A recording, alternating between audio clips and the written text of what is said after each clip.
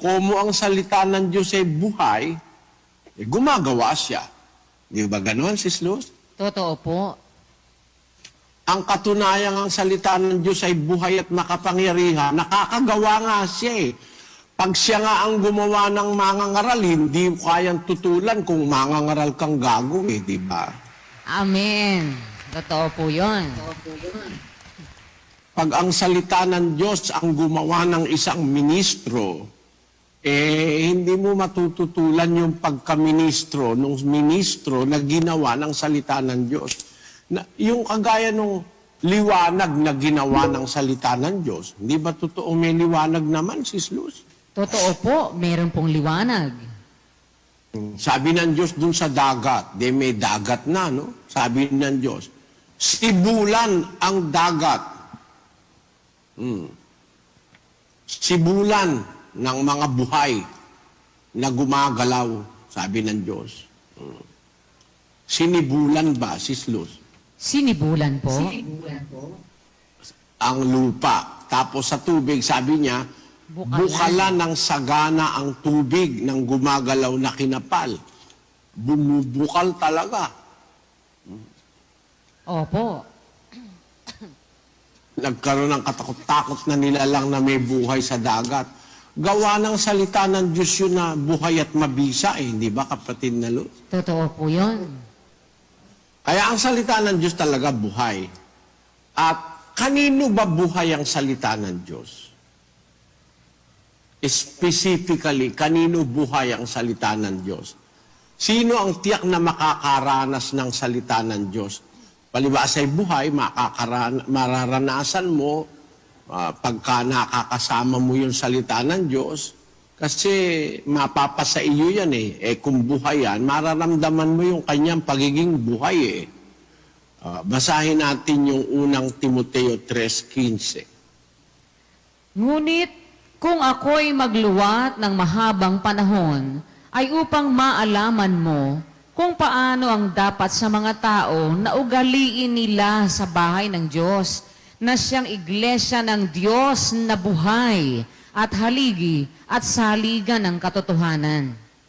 Kanino ba ang Diyos ay buhay? At kanino ba ang salita ng Diyos ay buhay? Di sa mga nasa iglesia ng Diyos na buhay. Amen po. Pag nandun ka sa iglesia ng Diyos, na yung Diyos na may-ari nun ay Diyos na buhay, mararamdaman mong buhay talaga ang salita ng Diyos kapatid na Luz. Totoo po. Mararamdaman mo may kapangyarihan siya sa iyo Di ba? Opo. Kahit may nakakakita, kahit wala, pinipigilan ka nung salita ng Diyos na gumawa ng masama So, nakapangyayari siya sa iyo, sa iglesia ng Diyos. Alam mo kung paano ang dapat mong ugaliin sa bahay ng Diyos. May nakakakita at wala, alam mo yung ugaling dapat mong gawin. Dapat mong ipamuhay. Dahil ang salita ng Diyos na buhay, mas lalong buhay sa loob ng iglesia ng Diyos na buhay. Maliwanag siya doon, nakapangyayari siya roon. Kaya sa atin, ang nakakapangyari, salita ng Diyos Tinan mo, pag sinabi ng Diyos, babangon akong maaga, tuturuan ko sila. Di ba, tayo naman, para matuto, babangon din tayong maaga. Di ba ganon, Sis Luz? Ganon nga po. Kaya nga kanina, mas maaga kayong bumangon ang Diyos nga makapangyarihan na sa lahat, bumabangon ng maaga para magturo.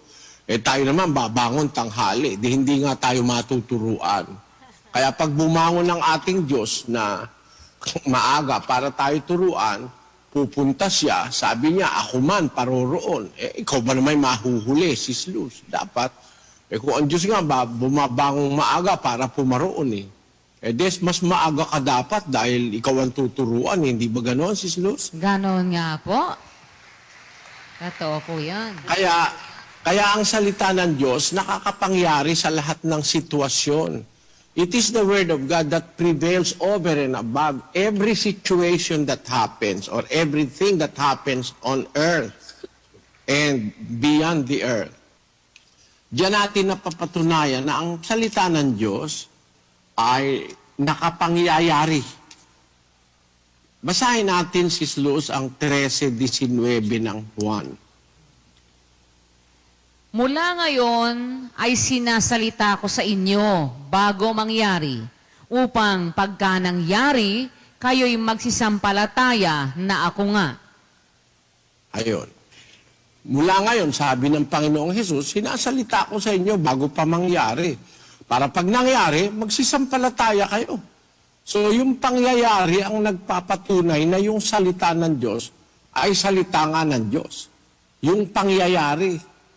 Kaya nga nangyayari eh. Tinan mo nga, kahit anong pangyayari, nagpapatunay ang salita ng Diyos, buhay si Luz. Kahit anong pangyayari. Paano po yun? Na kahit anong pangyayari? Kahit anong pangyayari, nagpapatunay na ang salita ng Diyos ay buhay. Bakit? Sabi ng Diyos, lilitaw ang maraming bula ang propeta. Di ba masama yun? Masama po.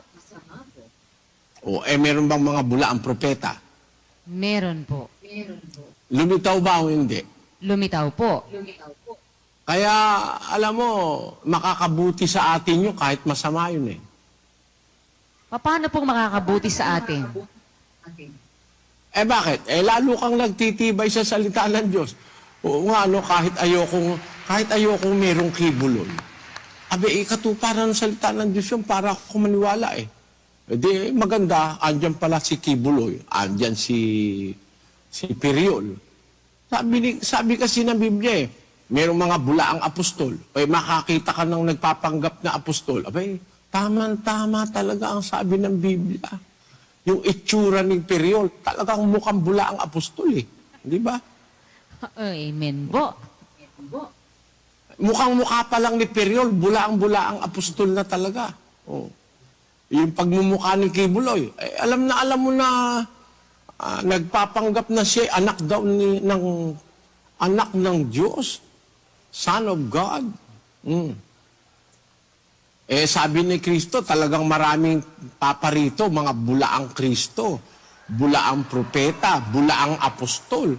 Kaya yung mga person nila Kibuloy, yung person ni Willie Santiago, yung person ni Periol, yan mga contributory factors for us to believe that really the Word of God is true.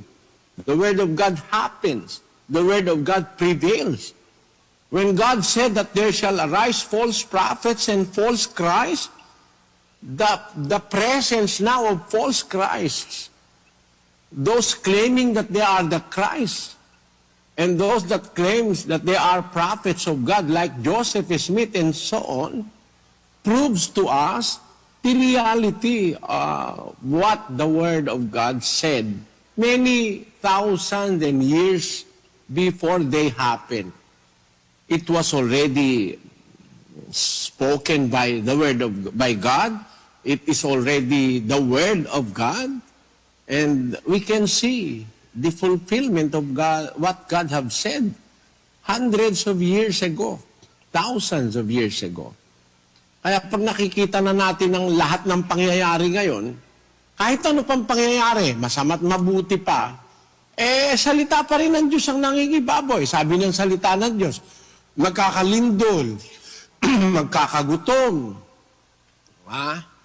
magkakaroon ng mga salot, magkakaroon ng mga digma. Sabi ng salita ng Diyos yun eh. Kaya pag nagkakaroon na ng digma, kahit na ba yung digma ay masama, nagpapatunay lang na yung salita ng Diyos totoo. Tama ba yun, Sis Luz? Tama po. Totoo po yun. Kahit ano pang mangyari, masama man, nagpapatunay lang po dun sa katotohanan ng sinasabi ng salita ng Diyos. At doon po natin nakikita na buhay talaga yung salita ng Diyos kasi yung mga sinasabi niya, nakikita na natin nangyayari kahit mabuti, kahit masama, nakikita po natin yung realidad noon. At ang nakakamangha, alam ng salita ng Diyos, may tututol sa Kanya. Kaya meron agad siyang depensa eh. Yun Diba? nga po. Opo, yun nga po. Alam din ang salita ng Diyos, may manunuya sa kanya eh. Asan ang pangako ng kanyang pagparito? Sabi ng mga manunuya. Yun lang ang ibig kong ipunto, mga kapatid. Ang salita ng Diyos, buhay, mabisa, matalas pa nga. Walang anumang nilalang na hindi mahahayag sa kanyang paningin. Yung palang salita ng Diyos, nakakakita pa. No? Pati puso, nakikita nun eh. Sis Lucy. Opo, totoo po yun. Yung nga pinaliwanag ni kapatid na Daniel kanina. Kahit na ano ibihis mo, hayag ka sa paningin ng salita ng Diyos, hubad ka. Kahit takpan mo parang kahit anong pantakip yung pagkatao mo, hubad ka sa harapan ng salita ng Diyos. Biro mo, kilala niya tayo. Doon nga ako naniwala sa Biblia, Sis Lucy. Pati iniisip mo, alam niya eh. Totoo po. Kahit po... Tinan mo, sabi doon sa Juan 12:6, bakit hindi ibinigay yan sa dukha? Ba't hindi na lang pinagbilian para ibigay sa dukha? O, sabi nung salita ng Diyos, sinabi niya ito hindi dahil sa ipinagmamalasakit niya ang mga dukha, kundi dahil siya magnanakaw at yamang nasa kanya ang supot, kinukuha niya ang inilalagay doon. Kunyari, nagmamalasakit sa dukha ang bugok. Nga, yung pala naman eh, ang gusto makinabang. Yan si Willie Santiago yan eh. Di ba? Nakakuha mo ba yung punto ron, Sis Luz? Opo, kunwari, ipinagmamalasakit niya yung kanyang mga tinangay. Yun pala, ang gusto lang niya, makinabang sa kanila. Dahil meron pala siyang intensyon na magtayo ng sarili niyang iglesia at kailangan niya ng financer. Ganun po pala yun. Kaya masasabi natin, mga kapatid, no, totoo talaga yung salita ng Diyos, buhay. Nangyayari siya eh. Kaya alam niya may tututol, alam niya may manghihimagsik, alam niya may manunuya sa salita ng Diyos. Alam ng salita ng Diyos, may manunuya sa Kanya, alam ng salita ng Diyos, lahat ng mangyayari sa hinaharap, alam na ng salita ng Diyos eh. Sino ngayon tayo, mga kapatid? Para hindi tayo maniwala sa salita ng Diyos. Dapat, pag salita ng Diyos, matanggap natin. Unless na matanggap natin yan, kawawa tayo. Kapahamakan ng hinaharap natin eh. Basahin natin ang 12:48 ng Juan, kapatid na Luz. Ang nagtatakwil sa akin at hindi tumatanggap sa aking mga pananalita ay mayroong isang hahatol sa kanya. Ang salitang aking sinalita ay siyang sa kanya'y hahatol sa huling araw. Kita mo, ang ipanghahatol ng Diyos, ang hahatol, salita ng Diyos din eh. Yung mismong salitang itinakwil mo, yun ang hahatol sa'yo. Alam mo ba kahulugan nun, Sis Luz? Ano po yun? Halimbawa, ikaw, babae ka, no? Di ba babae ka, Sis Luz? Opo. Sabi ng Diyos, ang babae gumayak ng mahinhing damit, matimtiman at mahinahon. Sabi ng salita ng Diyos yan, ha? Opo. O ngayon, hindi mo ginanap. Hindi mo ginanap, babae ka. Pagharap mo ngayon sa hukuman ni Kristo, ang unang bubungad sa'yo, yung salita ng Diyos na yun na hindi mo ginanap. Tama po. O nga, sasabihin sa'yo ng salita ng Diyos, sumunod ka ba sa akin? Nagumaya ka ba ng mahinhing damit? O tinutulan mo yung mahinhing damit? Na dahil lang dyan, lumayas ka sa iglesia para masunod mo yung gusto mo, landi ka. Alembong, sabi ng salita ng Diyos. Ano ngayon ang isasagot mo, Sis Luz? Wala ka pong maisasagot doon, kasi totoo naman yung sinabi niya. Sinabi ng salita ng Diyos, igalang mo ang iyong magulang sa Panginoon. Tumalima ka sa iyong ama at sa iyong ina sa Panginoon. Lapastangan kang anak. Kala mo marunong ka pa sa tatay mo at sa nanay mo. Alam nyo, mga anak, huwag kayong lapastangan sa magulang. Bakit? Pagdating ng taghukom, yung mismong salita ng Diyos na yun ang susumbat sa'yo. sasabihin ng salita ng Diyos, tumawag ako sa'yo, tumanggi ka, sinabi ko na sa'yo, igalang mo, magulang mo, nilapastangan mo. Kaya, ano ngayon ang gusto mo? Mapunta sa langit, hindi ka pwede, sa impyerno ka, sasabihin ng salita ng Diyos sa'yo. Sinabi ng salita ng Diyos sa'yo, ibigin mo ang iyong kapatid. Ang napopoot sa kapatid, mamamatay tao. O ngayon, pagharap mo sa hukuman ni Kristo, inibig mo ba ang kapatid mo? Tatanungin sa'yo ngayon. Hindi po. Kasi po naiinis ako sa kapatid. Galit ako sa mundo. Lagi kong pinipintasan ng mga kapatid ko. Wala na silang ginawang mabuti para sa akin. Nagkagulo-gulo lang yung silya, sinisisi ko na sila. Nako pagdating ng pagkulukog, todas ka. Naintindihan mo ba yun, Sis Lu? Opo, totoo po yun. Pagka ganun po, lagot tayo sa salita ng Diyos. Iyan ang haharapin mo sa paghuhukom. Yung salita ng Diyos. Yung itinakwil mo mismong salita ng Diyos, yun ang haharapin mo. Pagdating ng paghuhukom, sasabihin dun sa grupo ni Karas, darating ang panahon, di nila titiisin ng magaling na aral.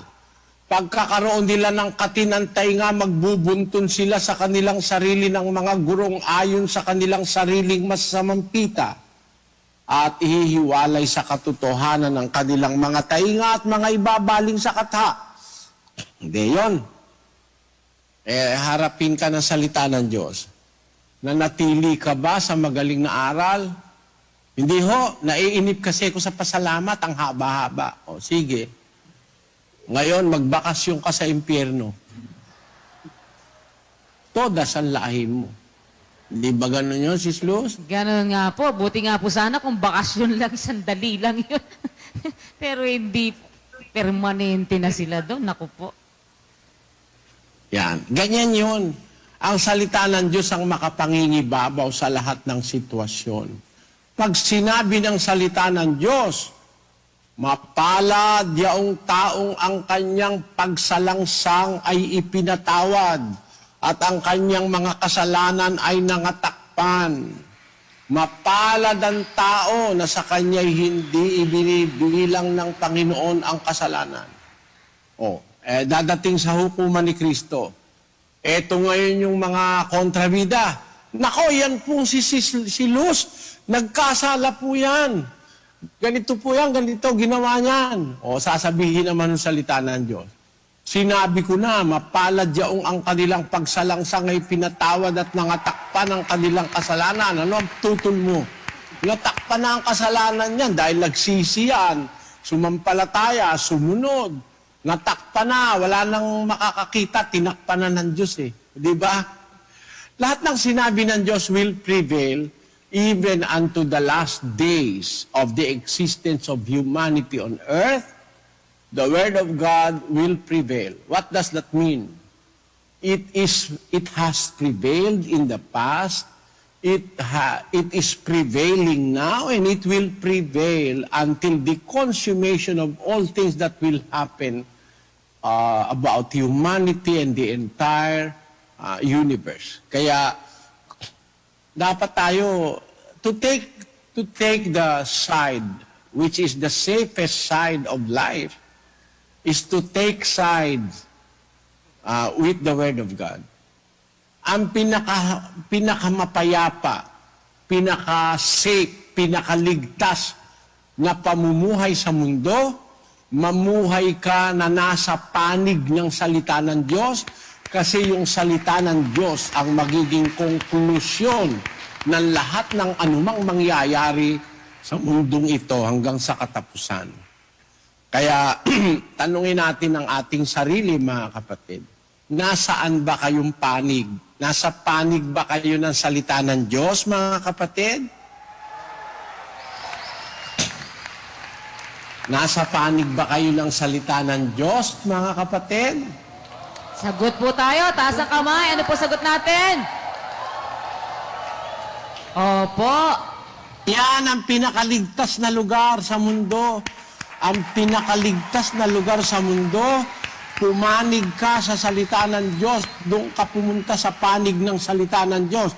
Sabi ng salita ng Diyos, magmumula sa kanila ang pagpapasalamat at ang tinig ng nangagsasaya. Nasaan ka?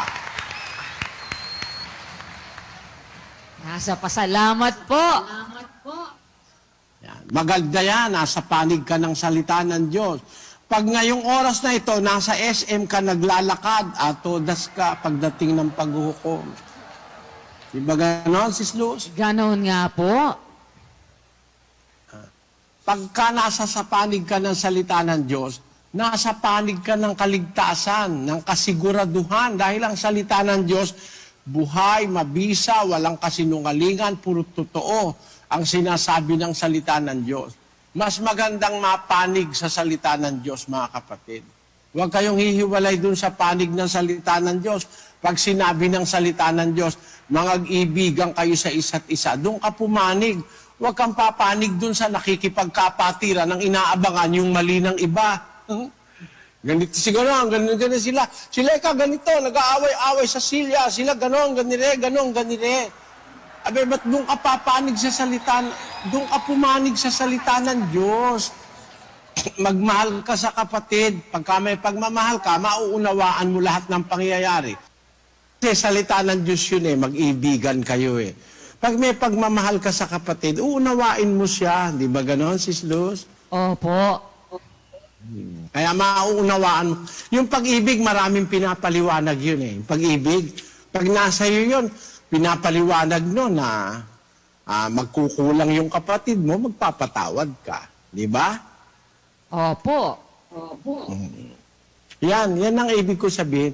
Sa lahat ng pangyayari, sa lahat ng pagkakataon sa ating buhay, pabayaan natin ang salita ng Diyos ang mangibabaw. Sapagkat yung salita ng Diyos, doon tayo magsusulit. Pag sinabi ng salita ng Diyos, mapalad ang mapagpakumbaba. Nandun ka ngayon sa paghuhukom. Mapagpakumbaba kang puso. Mapalad ka, sabi ng salita ng Diyos Mapalad ang may mapagpakumbabang puso, sabi ng salita ng Diyos. Dumating ngayon yung paghuhukom.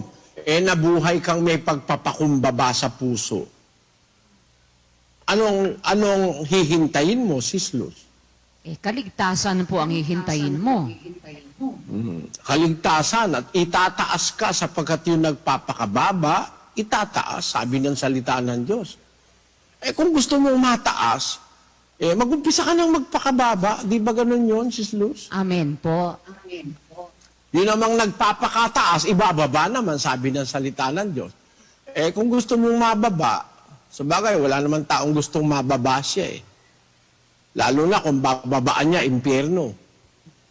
Para wag kang mababa sa impyerno, magpakumbaba ka na ngayon. Di ba? Tama po. Di bali ng ngayon. Yan. Ating pamayanihin, mga kapatid, ang salita ng Diyos sa ating buhay. Kung may duda tayo, nagtatanggol naman ng salita ng Diyos. At totoo naman ang kanyang sinasabi na ang langit, lupa, lilipas, salita ko hindi.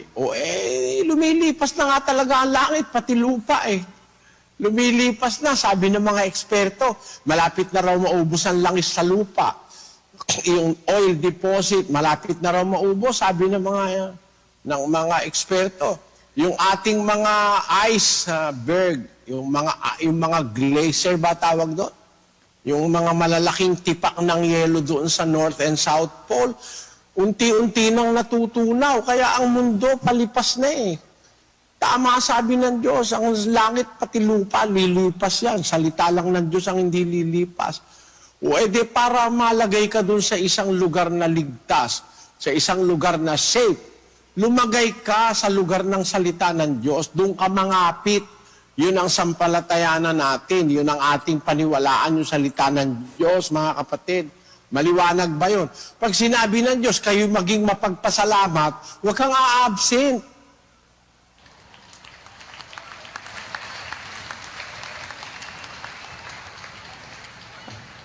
Maging mapagpasalamat, and you have all the reasons to be thankful.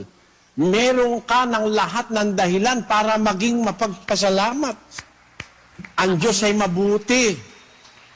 Ang kanyang kagandahang loob magpakailanman. Ang kanyang pagtatapat sa lahat ng salit-saling lahi. Ang Diyos ay hindi tumitigil sa paggawa ng kabutihan sa iyo. Kaya lagi ka namang maging mapagpasalamat, sabi ng Biblia. Yun ang sabi ng salita ng Diyos. Doon ka lumagay, mapagpasalamat ka. Payag ba kayo mga kapatid, kahit gabi ang pasalamat, kahit gabihin? Opo. Payag ba kayo mga kapatid, kahit Payag po gabihin ba, tayo? mga kapatid? Taas ang kamay. Opo. O sige, gabi na kasi, hanggang dyan na lang kapatid na Luz.